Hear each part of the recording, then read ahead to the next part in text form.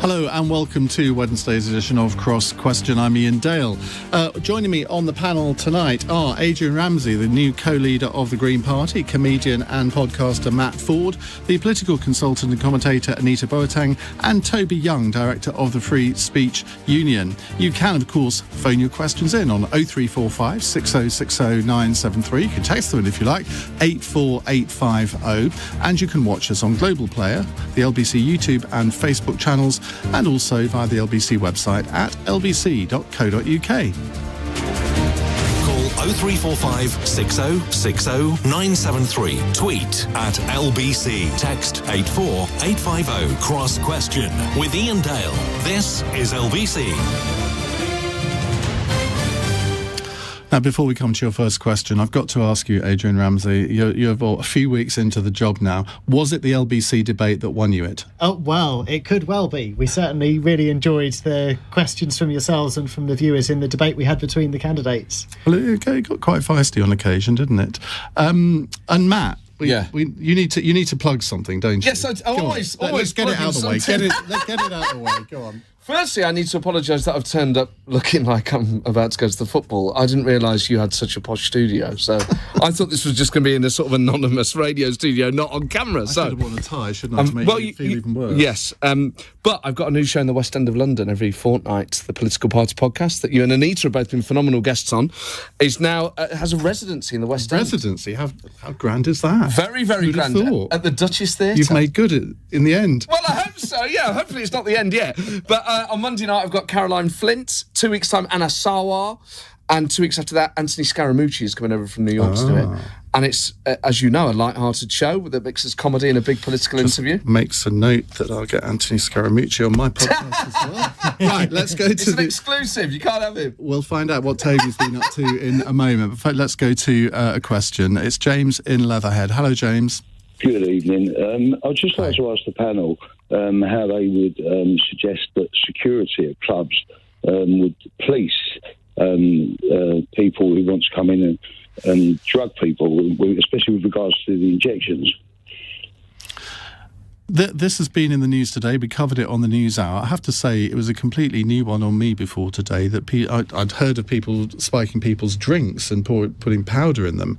But apparently people are going up to women, some men as well, it seems, and injecting their hand or arm or leg, and it's a very small needle, so they don't know that they've been injected, and then within a very short time they just become incapable. It's an appalling thing, but what to do about it? Toby Young.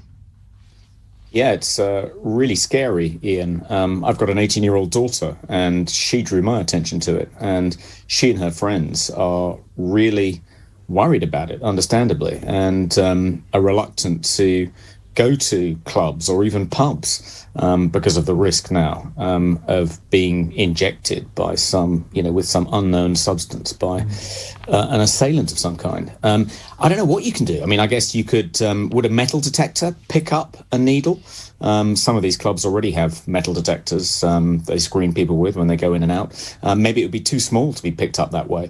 Hopefully it's only a very small number of people and they'll be caught quite quickly and receive stiff prison sentences.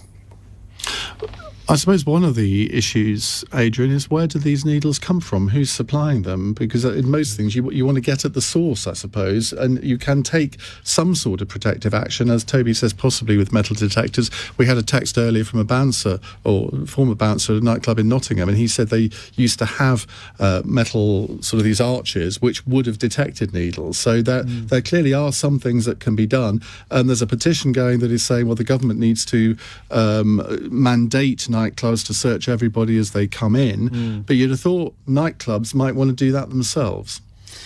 Yes, you would. I mean, let's not jump to exactly what the answer should be, because as you say, this is a new trend and a very worrying trend. And it's one that needs to be addressed quickly in terms of reviewing what those options are and how the hospitality sector, how police forces, how university venues can be supported to address this. It's already worrying that people can be drugged in their drinks. As you say, that's something that's well known as a risk. This is new and in some ways even more worrying because we haven't got the measures in place to address it. And also, as you were suggesting, the drugs can get into people's bloodstreams all the more quickly, and it's just a new risk that needs to be addressed. And of course, as you also implied, Iain, it is going to be disproportionately women being attacked in this way. And this is being discussed at a time when we're already having a discussion in society about how best to protect women who are increasingly feeling vulnerable, and questions about how we can trust in our public institutions and so on. So this has got to be taken seriously. There needs to be a quick and urgent review working with the hospitality sector to look at how to put I think there is a review going on, and Priti Patel today so she wants it speeded up, because there are clearly more and more cases of this happening each week. Anita? I think you're right. We need to understand the scale of this. And I've only heard about this from the past few days. And as someone who goes out quite a lot, I was quite surprised and very alarmed at the update. And I think that also what we're seeing is increasing. I don't know if it's because of COVID. I've certainly found that just like harassment as a woman has gone up remarkably. Like, I had a man try to get me into his car this morning. It happens to me all the time. And I think that weirdly, it feels as though it's increasing, and this kind of hostile, over-the-top activity that I would consider to be harassment and can be quite scary just feels like it's on the rise. So understanding the scale of it, I think, helps us to understand what level of intervention we really need. I mean, what do you think causes someone to try and get you into it? I mean, the mind boggles. I mean, tell us what happened. I mean, I was walking down the road, I was going to the gym, I had headphones on, and this man just kind of shouted at me, and I thought there might be an issue. I thought I'd dropped something. He shouted again, and then said, "Oh, please come here." At that point, I thought, okay, fine, he's trying to harass me, and then said, "Oh, I can give you a lift somewhere. Where do you want to go?" And obviously, because you're walking, you can't really get away. You just kind of have to hope that they give up at some point and stop following you. But it is quite an alarming trend, and I feel like this is happening more, or certainly for me, happening more and more often. And we're seeing it at all sorts of levels. What do you put that down to, though? I honestly couldn't enter into the psychology of this kind of behaviour. And yeah, it's not particularly pleasant. I think that it makes people feel vulnerable. And I really want to understand, I really applaud Priti Patel for moving so quickly on this, is the scale of the problem. And I think if we as a society are saying and sending signals and talking about it on important programmes like this, hopefully more women come forward and report this kind of activity. That means that we're aware of the scale of the problem, and therefore can think about how to act and enforce some of the existing laws that we have that are great about this kind of behaviour. Matt? Well, I'm from Nottingham, and I remember, I would go out clubbing. Some places had metal detectors. This would have been, 30 years ago? Oh, come on! I'm younger than I look. But I did start drinking quite young, actually, so maybe it was. But we would have metal detectors. You'd get searched on the way into places. Oddly, I always remember, and what's so surreal about this, obviously, these and troubling, is that these stories have been in Nottingham. Was that I remember when I was at school, there were kind of rumours that this stuff happened. Now, I don't know whether that was just urban myths or not, but this oddly made me really reconsider whether actually this had been going on before and it just hadn't been talked about. So it actually has been quite a surreal couple of days just reflecting on that, trying to remember what people were talking about at the time. My instinct would be that at the time it was probably an urban myth, but this is obviously clearly true. I mean, in terms of stopping them getting into clubs, how do you stop someone from taking in substances that they're not going to inject you with? In a way, a syringe surely is easier to find than just powder or liquid or whatever it is. It's easier to secrete on your body. So in that way, you would think it's easier to find. But a lot of nightclubs, not just in Nottingham, across Britain, do search people on the way in. That is pretty standard for a lot of places. Okay, James, do you have an answer to your own problem, to your own question? I did door work for many years in South East London, and it's standard that people get searched, and we have women in security to search the women and bags. The problem is that how would you say you've got diabetic? I myself am diabetic, and so I carry a needle with me. Yeah, me too. And then, you get people with allergic reactions, needles for that. So how are you gonna? I mean, how's that going to work? That's a very good question. I suppose, James, you sound a similar age to me, but I suppose we don't go to nightclubs. But there will be young people who are type 1 diabetics who do carry needles, and that they have to. So, again, whenever there seems a simple solution, somebody always comes up with saying, but it's not quite that simple. James, thank you.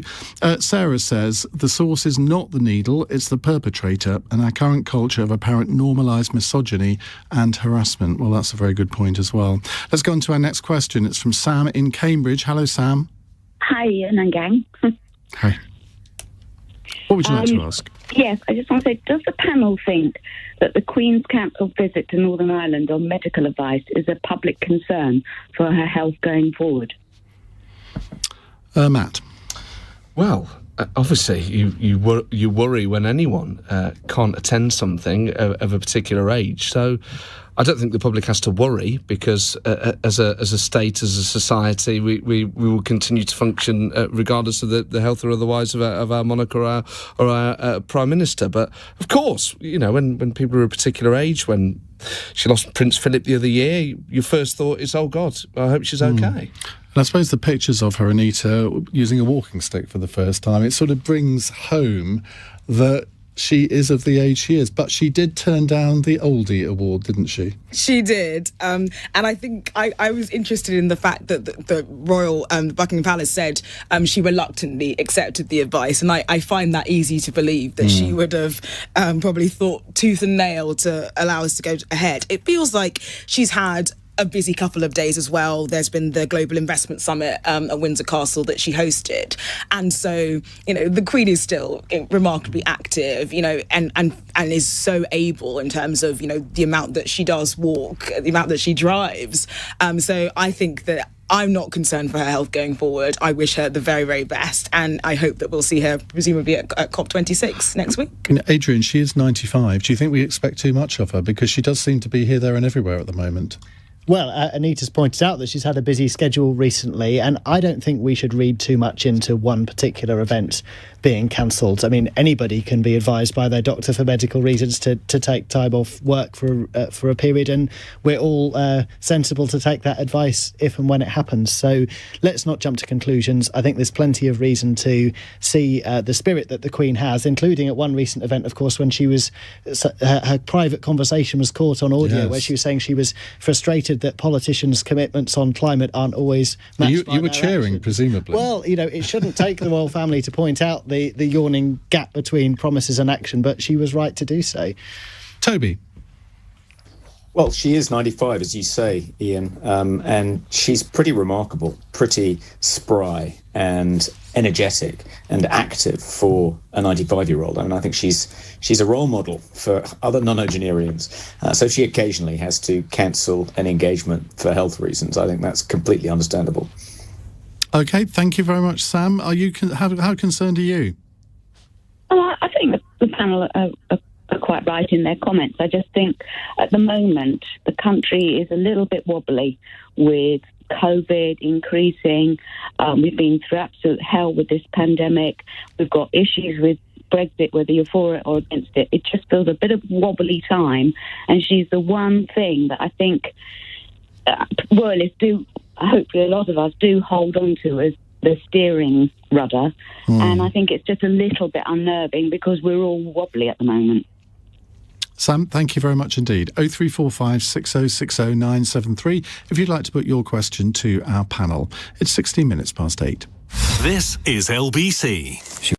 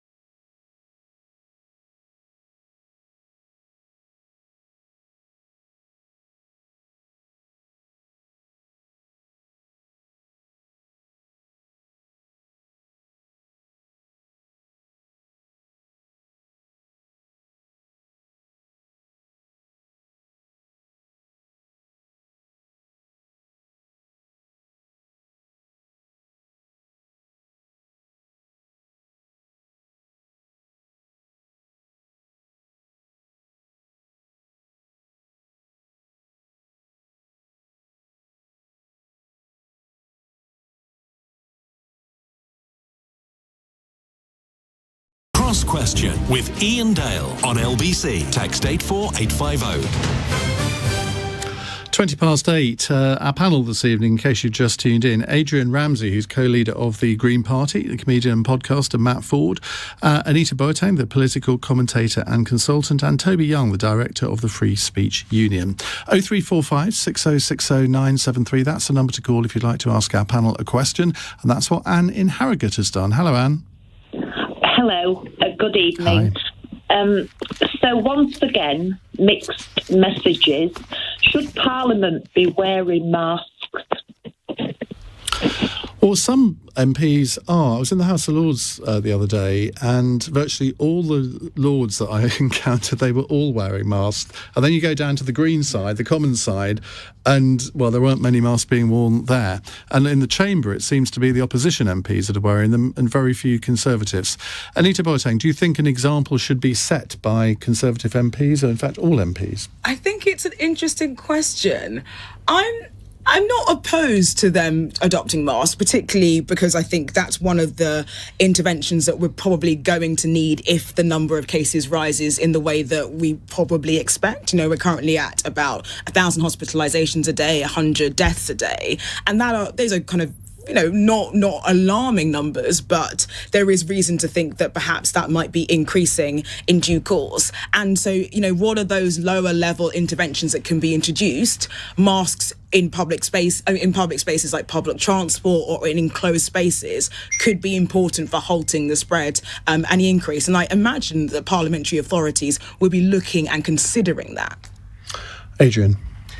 Yes, absolutely. I think Anne's right that MPs should be setting an example, and indeed that masks should still be compulsory in all enclosed public places. And in fact, the Green Party was against that measure being relaxed earlier in the year when it was. Too often we've seen the government to be too laissez-faire on this. There's been too many times when they've been relaxing restrictions, too slow to put in place measures that can often be simple measures for people to take that do slow the spread of the virus and help protect people. And so I think the sorts of measures that are in the so-called Plan B, like requiring mask wearing, like communicating the need for caution, like urging people to work from home where they can, I think it's time to bring those in, as well as MPs leading by example, so that we can start to stem the rise in cases that we're seeing.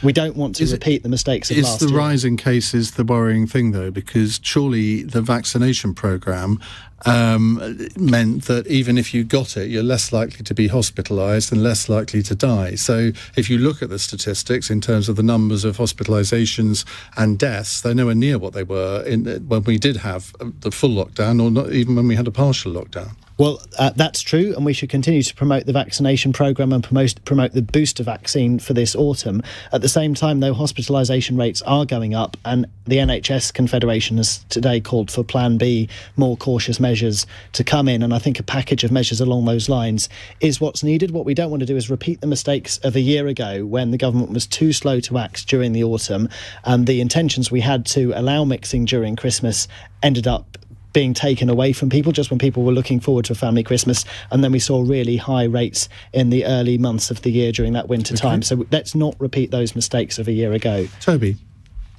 Well, Iain, I edit a blog called The Daily Skeptic, and we look at policies, public policies, which are supposedly informed by, quote, the science, unquote. So we've taken a careful look at all the evidence that masks supposedly suppress infection from COVID-19. And I have to tell you that the evidence is extremely threadbare.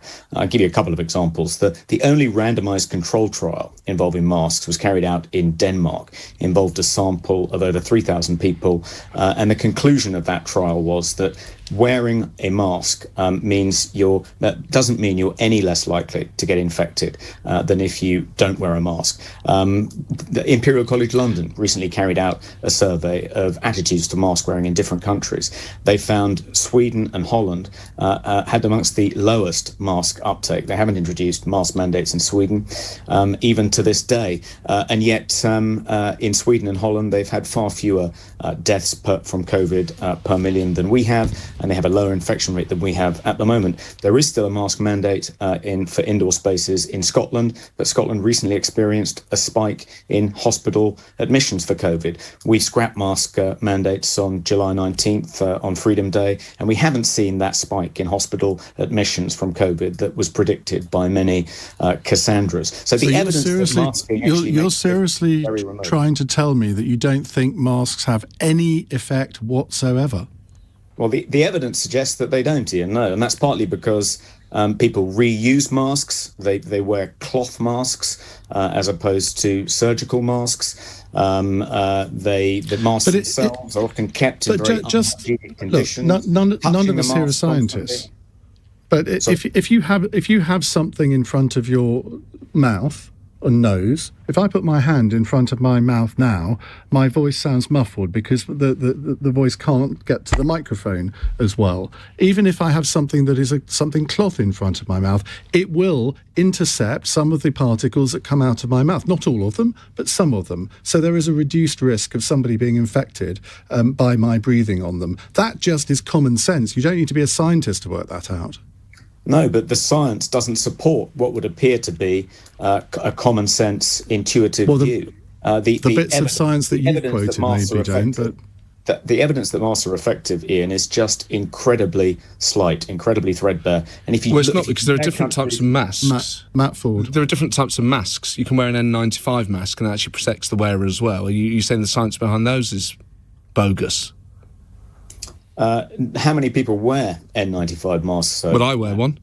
Very few. I see a lot of people wearing them actually in London. I mean, there's a whole load of things on masks. I think where Toby has got this wrong is that, of course, every element of public policy should be scrutinised. You never want to fall into groupthink and make mistakes on a grand scale. There's no point doing things for the sake of them.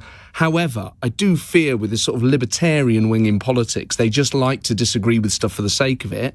And as Ian said, there's a reason why your mum tells you to cover your mouth when you sneeze, to stop other people getting ill. And of course, the vaccine stops it being as bad. I've got a friend, by the way, who's double jabbed at the moment, who's very ill with COVID, so that's not a guarantee either. I'd still rather not get it. I'd still rather not get a cold or the flu either. I would rather live in a society where... The other thing with the mask is, when you're on public transport and you're wearing a mask, what you're saying is, I take my own health seriously and I take your health seriously. A stranger on a train or someone I pass in the street. That is part of being a responsible citizen in an interconnected world. When you don't wear a mask, you're saying, I'm more important than you. I'm daring you to challenge me. And it's not just rude. A lot of the time, I just think it's silly. It's that it's silly people who want to make a point, who want to look like a bit of a punk, and in the end, they're the people who are helping spread this virus. But what about the issue of public consent here? Because when you walk around the streets nowadays, most people haven't got masks on, which is very different to a few months ago. I was a complete Mark zealot throughout most of this. I don't wear a mask now unless I'm in a confined space. And if I'm on a train and there's nobody near me, I don't wear one anymore. I wear one all the time. And I'm trying to think, well, if the government then says that they're going to mandate them again, Adrian, interested in your view on this, is the public going to say, OK, well, I'll start wearing them again? Because I have my doubts. I think that the public will respond to the lead that government and politicians take, and we need a cross-party agreement on this. We saw in the early stages of COVID that the British public, in fairly typical British style, were very compliant actually with the rules that were put in place, whether that be in relation to rules in shops or to mask wearing or to the rules around lockdown. And I think it's about making a case, as was done with the early lockdowns, about why this is needed and why it is, as Matt says, in the benefit of society as a whole. The trouble we've got, as you rightly point out, Ian, is we've had such a long period of time where rules have gone up and down. The government's messaging has been all over the place. There's not been the right level of caution. We need to restore that faith and work on a cross-party basis to say this is about us protecting and looking after each other. And actually, if what people are wanting is to avoid a full lockdown, and maybe we won't be able to avoid it, but if we want to try to, then putting in place these quite easy measures, really. We don't lose anything by wearing masks, do we? It's such a It will small help. thing. Absolutely. I can't understand the fuss about it. It's not a chastity belt or some sort of like iron mask. It's just a little thing that goes over your face, even if you're not sure. Why take the risk of not wearing it? I wear them everywhere unless I'm doing something, on camera or whatever. I wear them in the corridors. I wear them in the street. Matthew has texted to say, why aren't you all wearing masks in the studio? Well, because we'd sound awful. Actually. Even worse. But, I mean, there may come a time But you did ask us to take a lateral flow test before we came to the studio, and that's the other side of this, is it's not just about masks, it's not just about vaccines, it's about, are we getting the testing right? Are the right measures in place ahead of mass gatherings? It's looking at it in the round, and there's a number of different measures. But you think, at what level do we think, well, we can't have 4 people in the studio anymore, we're going to have to go back to having sort of one up that end, and then other two on Zoom? Toby, very quickly. Just want to come back on what Matt just said. I don't agree that the cost of wearing a mask is tiny. I find it very unpleasant. I find it unpleasant to look at people who are also wearing masks. I think they have a nasty, dehumanising effect. And in some settings... Have you ever been to hospital, Toby? It improves the look of some people. Have you ever been to the dentist? Sorry, you find it dehumanising to see someone's eyes? I do. And not being able to see someone's expression, someone's face, not being able to tell whether they're smiling or frowning when I'm talking to them. And in settings like classrooms, I think it makes... You can see if they're frowning. They use their eyebrows. You can see if they're frowning because they use their eyebrows. I wouldn't mind living in a world in which everyone was masked, Matt. You don't think there'd be... nobody's saying this is going to be forever, are they? Matt likes wearing one because it improves his looks. It does, exactly, yeah. I've never looked so good, Toby. I mean, maybe, don't take that privilege away from me. Maybe that's a lesson you ought to learn, Toby, as well. He said controversially. Anyway, I shouldn't laugh at my own jokes, should I? That's what Matt does. 8:31 on LBC. Andy Ivey has the news headlines. The Health Secretary says the government won't be implementing its Plan B of coronavirus restrictions despite rising numbers of cases. Sajid Javid is urging people to get vaccinated and have their booster jab, warning infections translate into more hospital admissions and more pressure on the NHS. The Home Secretary says the official threat level to MPs is substantial following the killing of Conservative MP Sir David Amess last week. But Priti Patel says a review by the Joint Terrorism Analysis Centre shows no information or intelligence of a credible, specific or imminent threat. Police forces are being asked by the government to look at the number of reports of people getting spiked at nightclubs and reports of these. Cases have gone up recently, with some saying they've been drugged by injection. LBC weather: rain over southern England will clear overnight, showers elsewhere. Tomorrow, a brighter day, but much colder than of late, with sunny spells, a high of 13 degrees. This is LBC. Got the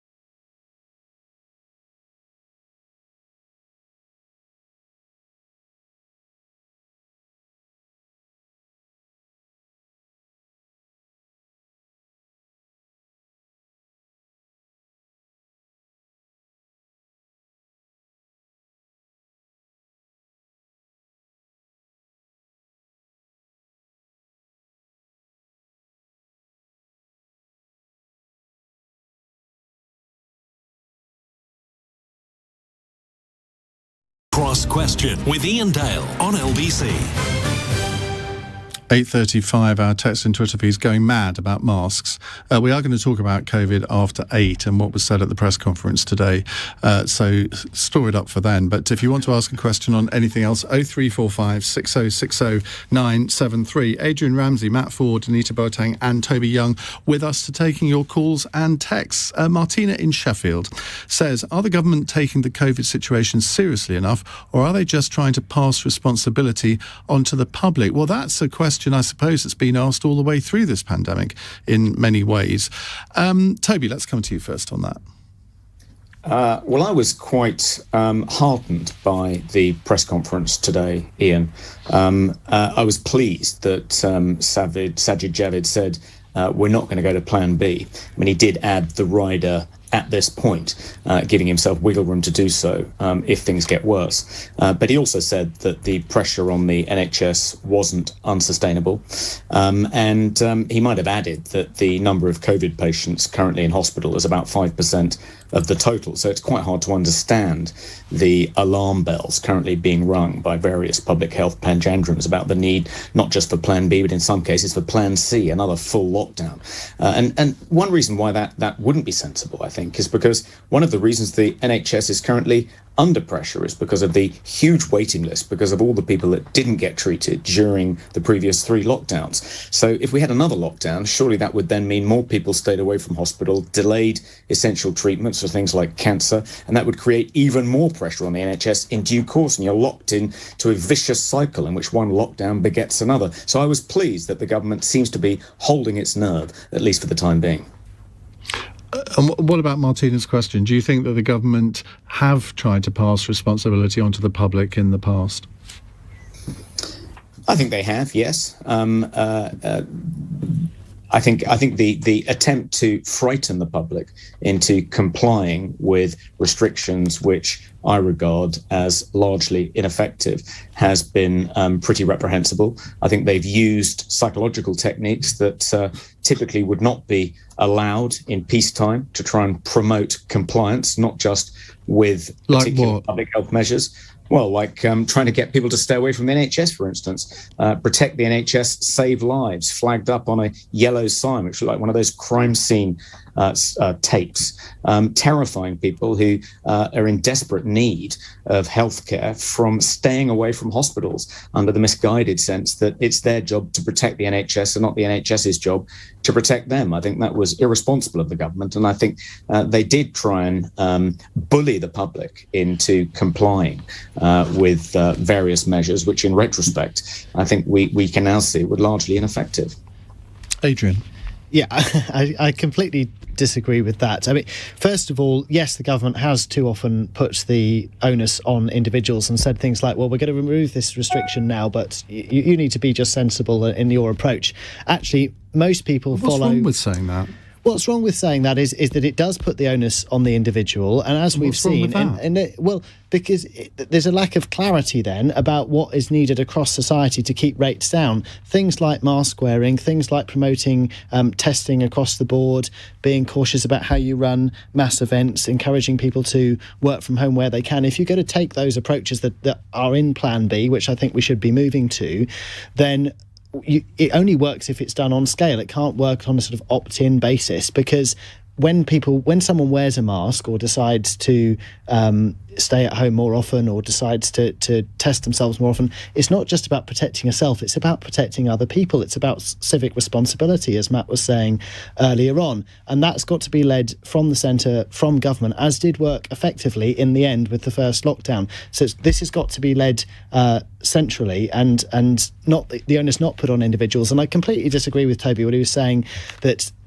people were being frightened off using the NHS. I don't think that's what that message was about at all. It's about saying if we all act in that public interest, that's the way to stop the NHS getting overwhelmed and avoid a situation where people can't be treated when they need it. So more than that, if we want to avoid another lockdown, the way to do that is to take the cautious action, the Plan B type approach now, rather than waiting until it gets out of control, Fine. And a full lockdown is inevitable. But going back to this idea of the individual, all the measures that you support in terms of imposing restrictions now, they are reliant on individual people obeying the rules. And therefore, it's all very well to say that the government can do this, that, or the other. It can pull a few levers, but in the end, it's up to all of us. If we decide that collectively we're not going to wear masks, then we have to be aware of the consequences of that. So it is down to individuals. Yeah. Yes, it is, but there's a difference between saying there's no guidance centrally, it's up to you, which there's been points where the government have said that, and doing what happened early on, where the government said this is the approach we all need to take in order to get this under control, and that did work, and people did follow it when that first lockdown was eventually put in and the rules were put in place. I'm not calling for a full lockdown. I'm calling for some of the measures that are in the so-called Plan B to be taken early on so we can get this under control and hopefully avoid the lockdown that we don't want to see. Anita. Well, first of all, I don't think the situation is out of control. Like, I think that we don't want to unnecessarily alarm the public. And I think the government's message today was finely balanced for a reason. And it says, please, if you're due for your booster vaccine, come forward. It's about kind of increasing and speeding up uptake of the vaccination programme. But I don't think that we should be talking about lockdowns. And I think that there are reasons, for instance, look at what's happened in Scotland. They do have slightly different measures, but we can see some reasons to believe that the pace of increase in hospitalisations will begin to decrease. On this point, I'm just really interested in this notion that the government is really completely in charge of how the public behaves. In May of 2020, remember that time, we had a situation where before the government ordered a lockdown, there was drastic changes in public behaviour about things like restaurant reservations were suddenly incredibly easy. Where I worked at the time, like, we all decided to work from home. So the public responds to what's happening. The public responds to the information they receive about hospitalisations and threats. And likewise, we saw this last year. It was incredibly difficult for people to cancel their Christmas plans or whatever, but they did comply because they understood the necessity of that. And I think the public willingness to be a part of the team, to recognise their civic duty, is actually one of the key drivers of behaviour. And actually, I think that sometimes we put the onus too much on government to be able to control behaviour in the way that, Adrian or perhaps even Toby characterises it. It's actually much more about the government saying it is your response, like, you can decide, but actually here's what we would advise, and the public uses that advice and looks at the scale of the situation and makes, in my view, very sensible decisions. Matt.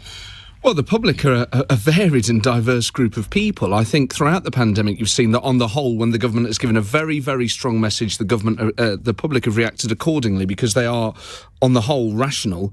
You will always have a few groups of people, however, that are selfish, that are reckless, that frankly are antagonistic. And sadly, whenever you relax the messaging, whenever you make it a bit vaguer, whenever you kind of leave it up to people, it's those people that are the issue. It's not people who are clinically vulnerable because they continue to take rational decisions to distance, to wear masks.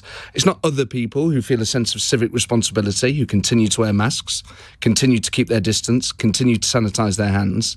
It sadly becomes a licence for more problematic elements. And that, I'm not necessarily talking about antisocial, I'm just talking about people who go, well, sod it. If Boris Johnson's not telling me I have to do it, I'm not going to do it. And sadly, that then is where a lot of this tension, a lot of this spread comes from, is people go, well, unless I'm being told to do it. We've all met people like this before the pandemic. Well, there's not a sign saying I can't do it. People who play loud music on public transport, people who smoke on public transport. I wish you wouldn't do that. But I'm playing Oasis, so it's fine. It's music the rest of the carriage needs to hear. It's different when it's my music. But it is, this is a point about group psychologies. There are some people who always think the rules don't apply to them. In a pandemic, that can be the difference between people living or dying. It's very important to have very clear messages. OK, we'll move on in a moment. 0345 6060 973. It's 8:45. LBC. Nick Ferrari at breakfast. Weekday mornings from 7. If you want to continue getting your universal credit, it doesn't apply to everybody, but if they've got concerns that something's gone wrong, you've received overpayment, or possibly you're not playing with a straight bat, you send in pictures of yourself outside your open front door, a photo next to your street sign with your right hand holding it. This is incredible. A photo of your ID card next to your face or passport. How extraordinary. But don't worry, this is a government that's busy levelling up. Nick Ferrari at breakfast. Back tomorrow morning from 7. Listen on your radio and on Global Player. LBC. Hey,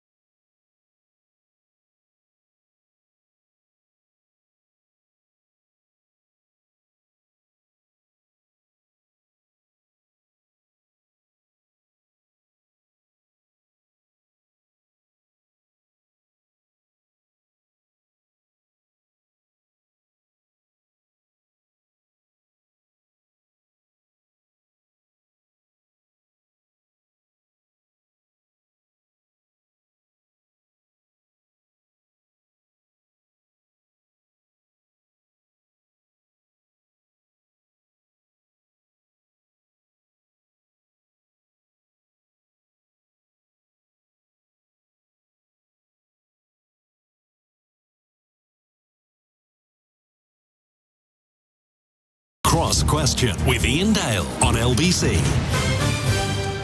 8:49, Adrian, Ramsay, Matt Forde, Anita Boateng and Toby Young with us. Here's a text from Jonathan in Newcastle. A housing market, this is quite a long one, a housing market that's ever more difficult to get on, yet they backtrack on planning reform, a national insurance hike that hits younger workers and protects pensioners, and now a planned reduction in the student loan threshold, which effectively increases income tax for graduates. I voted Conservative at the last election, but now it simply feels like they're waging a financial war on my generation. Have the Tories found a magic money tree in the young? P.S. Matt, looking forward to your show on Monday. Yes, Jonathan! mattford.com/live for all tickets. Matt will be the last to answer this question. As the youngest person on the panel, do you feel that the Conservatives... I mean, you used to be a special advisor in the government, so you know how they think, you know how it all works. Do you think Jonathan's got a point, Anita?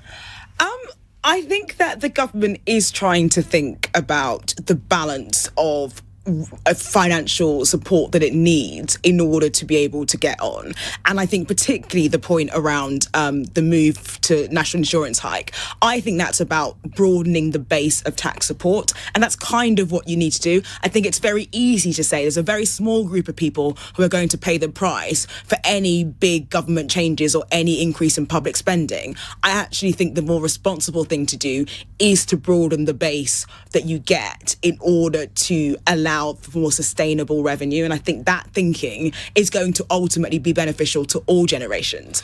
On the point about planning reform, I think let's wait and see. I think Michael Gove is a radical reforming minister, and the housing market is such an important lever the government has to pull on. So I imagine we might see some reform, which I hope will increase house availability for the young.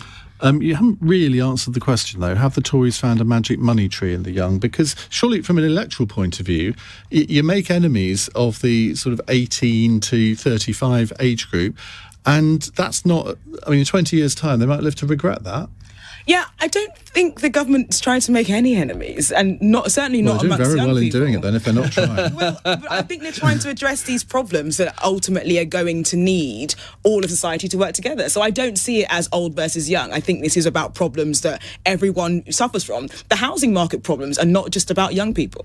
No, they're not. But the way Jonathan puts it, with that sort of catalogue of items where it does seem to be that older people have benefited it and young people have been punished, you can see where he's coming from. Or not. I mean, or not, probably, as the case might be. I think you could have an older person that would highlight those very similar concerns, except perhaps the one about student loans. Toby. Well, I'm a huge fan of Michael Gove, Iain. I think he was the best education secretary, probably of the post-war period. He was effective when he went to justice. He was effective at DEFRA. He was incredibly effective in the Cabinet Office. And I think, he's now been saddled with 3 tasks. I mean, he's got to level everyone up. He's got to save the union and solve the housing crisis. But if anyone can do it, he can. And what about the question? Have the Tories found a magic money tree in the young? I've been slightly alarmed, Iain, by Boris Johnson's fiscal incontinence. And I sympathise with Rishi in this particular standoff. I don't think there is a magic money tree, and I rather regret the fact that the Tories will never be able to trot out that line again in a general election campaign. Well, that's certainly true. Adrian and Matt, I'm going to ask you to be fairly brief on this, because then we can fit another question in. Matt? Well, I agree with the assumption in the question. When Labour were in government, towards the end, the big conversation was about intergenerational unfairness, that actually a disproportionate amount of help had been given to older generations who needed it. People used to die of cold in their homes, and things like the winter fuel allowance are hugely redistributive. The pendulum went too far. Now young people have to pay for tuition fees. They're going to get hit by this new national insurance introduced rise. by Labour. Well, yes, but I'm not saying I necessarily agree with it, but this is the situation we now find ourselves in. In fact, the poorest never had to pay them. But you now have a situation where it's clear that young people need more support from the state. The problem you've got is a Conservative government that knows that old people vote for it and young people don't. And within that cold politics is the decision. And that's why young people are going to have to pay, because they don't vote Tory. I know I don't get any time, but furlough, for instance, really helped out young people. Yes, during a crisis, 100% during a crisis, but as we come out of the crisis, young people are going to get clobbered, and everyone knows it. Adrian? Well, I think that the increase of national insurance across the board has particularly affected people on lower incomes, and that proposal for funding social care is not the right way to do that. We need to have a progressive taxation system where it's people who are able to pay more are asked to do so, not those on lower incomes. And that only exacerbates the affordability crisis that we have in relation to the housing market, which is what Jonathan's referring to. Up and down the country, we see luxury homes being built, often on greenfield sites, often without the infrastructure that's needed in terms of local transport and local services to enable people to live as part of a community and be able to afford to live in their local community. The housing that's being put up is not meeting our needs and is often not to the right environmental standards either. So we need to be much stricter in terms of planning law and ensure that the planning rules are actually meeting the genuine housing need and building real communities. Right. Abraham in Hartlepool says the BBC are reporting a government research paper recommending people shift dietary habits towards plant-based foods has been hastily deleted. Is a plant-based diet the only moral way of eating, Matt Forde? Well, depends what you do with it. I don't think it's the only moral way, because I don't think you should necessarily judge people too harshly on the food they eat, really, should you? People have a certain amount of personal choice, and it's up to the government to set the legal framework. No, but we're made to feel guilty now if we eat a lot of red meat, aren't we? Yeah, but I feel guilty no matter what I eat anyway, because I'm like, I've had a packet of crisps, now I'm going to be a fat git.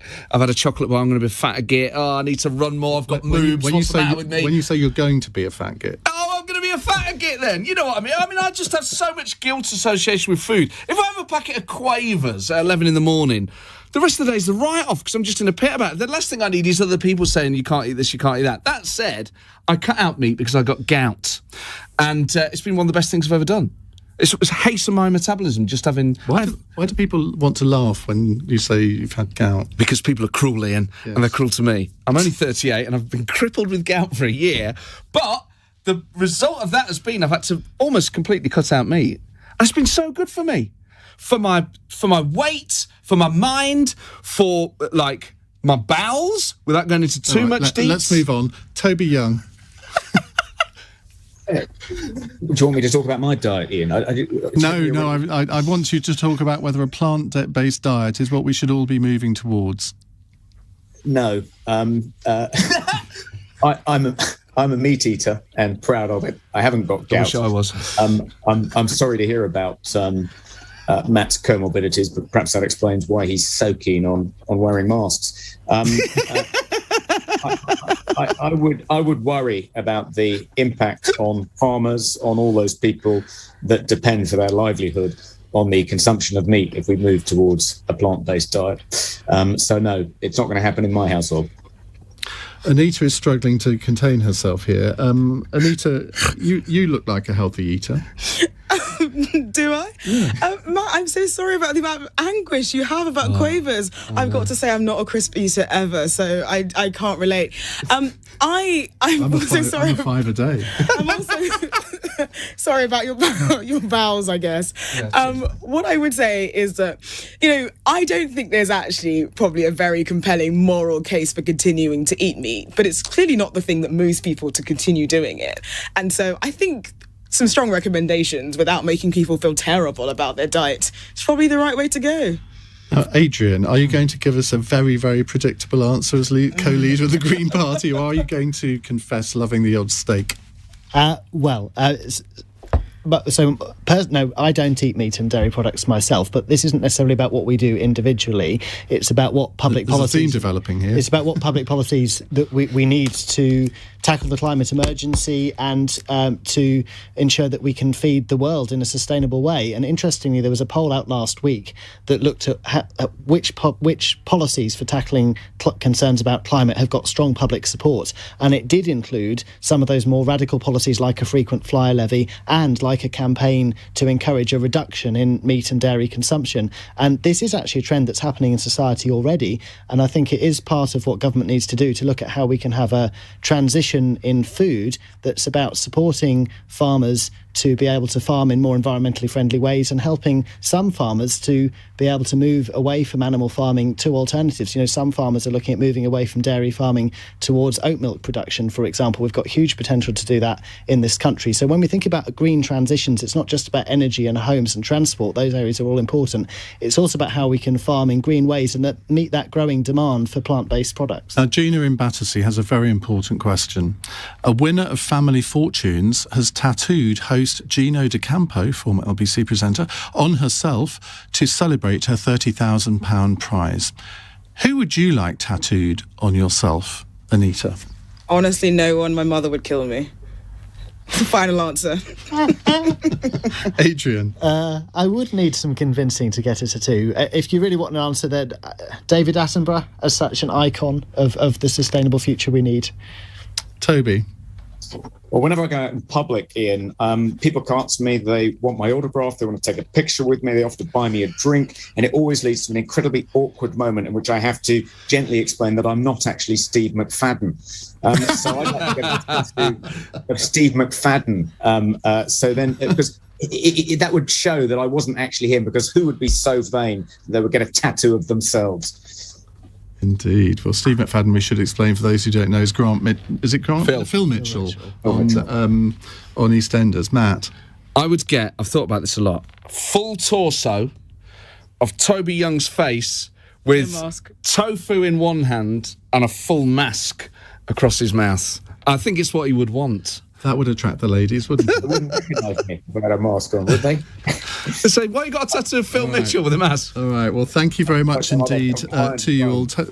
Toby Young, Adrian Ramsay, Anita Boateng and Matt Forde. Coming up in a moment, we're going to return to I suppose one of the big news stories of the day, the government's press conference headed by Sajid Javid. I want to ask whether you think that we're just going to have to learn to live with COVID and that there is a limit as to what the government could do in terms of introducing new restrictions because too many people just wouldn't obey them. Or do you think that's a completely wrong analysis? It's 9:01. On your radio, on Global Player, and Play LBC. leading Britain's conversation. This is LBC. From Global's newsroom, the Health Secretary is urging the public to get vaccinated against coronavirus and take up the offer of a booster jab. Sajid Javid told a Downing Street briefing he doesn't believe the pressures